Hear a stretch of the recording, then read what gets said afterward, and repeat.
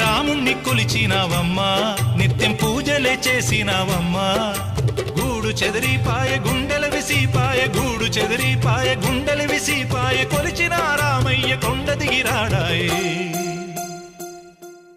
వందనాలమ్మా అమ్మా వందనాలమ్మా